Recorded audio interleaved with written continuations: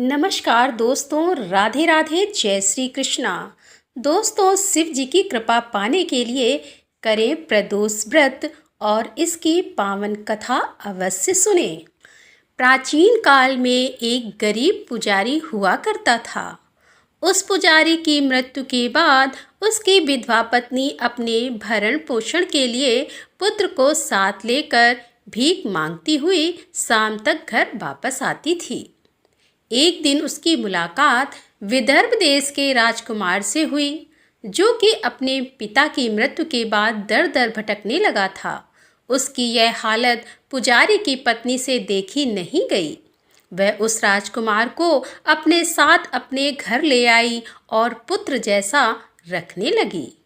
एक दिन पुजारी की पत्नी अपने साथ दोनों पुत्रों को सांडिल ऋषि के आश्रम ले गई। वहाँ उसने ऋषि से शिव जी के प्रदोष व्रत की कथा एवं विधि सुनी तथा घर जाकर वह भी प्रदोष व्रत करने लगी। एक बार दोनों बालक वन में घूम रहे थे। उनमें से पुजारी का बेटा तो घर लौट गया, परंतु राजकुमार वन में ही रह गया। उस राजकुमार ने गंधर्व कन्याओं को कीड़ा करते हुए देखा तो उनसे बात करने लगा। उस कन्या का नाम अंशुमति था। उस दिन वह राजकुमार घर देरी से लौटा। राजकुमार दूसरे दिन फिर से उसी जगह पहुंचा जहां अंशुमति अपने माता पिता से बात कर रही थी। तभी अंशुमति के माता पिता ने उस राजकुमार को पहचान लिया तथा उससे कहा कि आप तो विदर्भ नगर के राजकुमार हो, आपका नाम धर्मगुप्त है। अंशुमति के माता पिता को वह राजकुमार पसंद आया और उन्होंने कहा कि शिव जी की कृपा से हम अपनी पुत्री का विवाह आपसे करना चाहते हैं। क्या आप इस विवाह के लिए तैयार हैं? राजकुमार ने अपनी स्वीकृति दे दी तो उन दोनों का विवाह संपन्न हुआ। बाद में राजकुमार ने गंधर्व की विशाल सेना के साथ विदर्भ पर हमला किया और घमासान युद्ध कर विजय प्राप्त की तथा पत्नी के साथ राज्य करने लगा।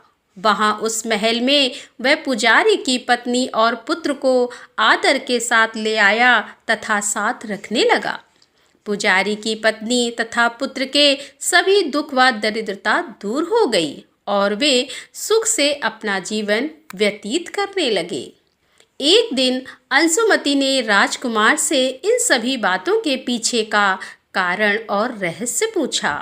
तब राजकुमार ने अंशुमति को अपने जीवन की पूरी बात बताई और साथ ही प्रदोष व्रत का महत्व और व्रत से प्राप्त फल से भी अवगत कराया। उसी दिन से प्रदोष व्रत की प्रतिष्ठा व महत्व बढ़ गया तथा मान्यता के अनुसार लोग यह व्रत करने लगे। कई जगहों पर अपनी श्रद्धा के अनुसार स्त्री पुरुष दोनों ही यह व्रत करते हैं। इस व्रत को करने से मनुष्य के सभी कष्ट और पाप नष्ट होते हैं एवं मनुष्य को अभीष्ट फल की प्राप्ति होती है। तो बोलो शंकर भगवान की जय।